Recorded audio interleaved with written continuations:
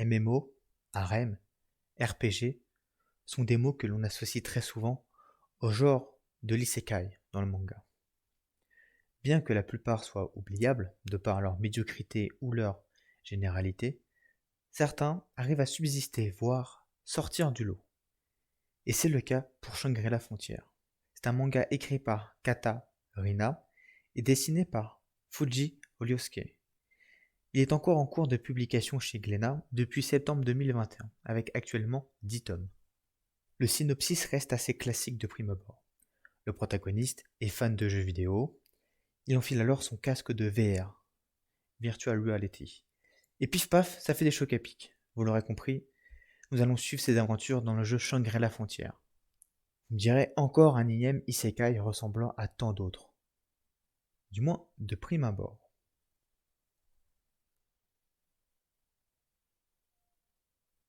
Slip et masque d'oiseau sont les maîtres mots du design du protagoniste, Sonalaku, de son prénom. Ce qui permet de le différencier immédiatement ainsi que de graver son image dans notre rétine, de manière assez durable. Bien sûr, la raison de cet aspect est expliquée et est d'ailleurs très logique et aussi bien pensée. De plus, cela permet d'avoir un héros badass, non pas par son style mais de par ses propres compétences et actions. Non pas juste de porter un long manteau noir ou quelconque double épée. Ensuite, souvent les héros d'isekai sont divisés en deux parties.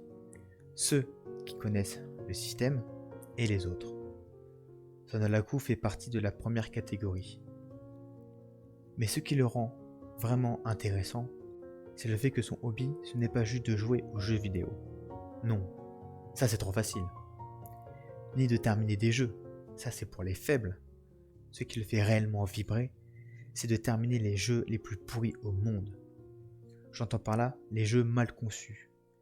Des jeux avec un nombre infini de glitches, un équilibrage foiré, des jeux les plus buggés, même plus buggés que ceux de Bethesda. Bref, des jeux pratiquement injouables. Et lui, qui a l'habitude de terminer des jeux inexploitables, va bien sûr se donner pour objectif de terminer Shangri-La Frontière. Car bien que le jeu soit sorti depuis un certain moment, l'histoire principale, car c'est un MMO, elle n'a absolument pas commencé. Elle est à 0%. Aucun joueur parmi ces millions n'a pu commencer réellement la quête principale ou même la débloquer. Pire, il y a 7 boss réputés invaincus.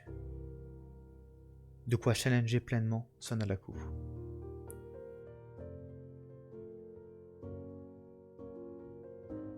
Un des gros points forts de l'œuvre, c'est sa connaissance et l'amour du jeu vidéo.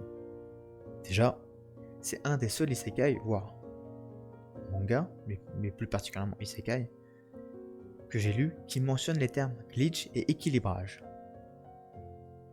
Ensuite, voir le héros parler d'équilibrage, de pattern et de hitbox lors d'un affrontement de boss, ça fait réellement plaisir, surtout quoi, comme moi, on adore les jeux vidéo. D'ailleurs, cet amour est retranscrit tout le long de l'œuvre. Nous arrivons à comprendre ainsi que se reconnaître dans le parcours de Sonalaku, ainsi que les péripéties qu'il affronte, les situations qu'il rencontre, qu'elles soient bonnes ou mauvaises.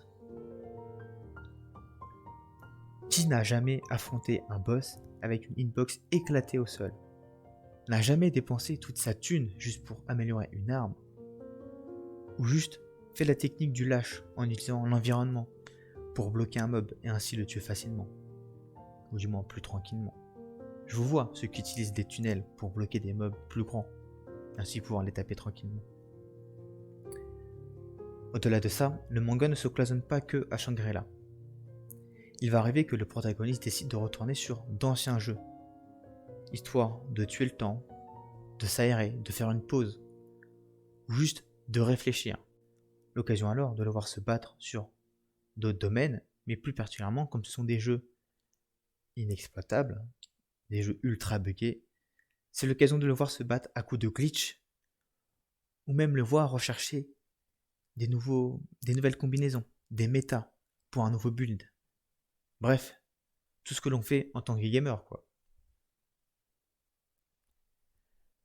Pour résumer, Shangri La Frontière est plus qu'un simple isekai, dans un énième monde vidéoludique. C'est le partage d'une aventure incroyable, vibrante, et qui est à la fois si familière. Je le vois comme un hommage aux jeux vidéo, et qui par le médium qu'est le manga, partage sa passion ainsi que son expérience, ainsi que des situations qu'il a pu vivre dans ces mondes numériques et artistiques.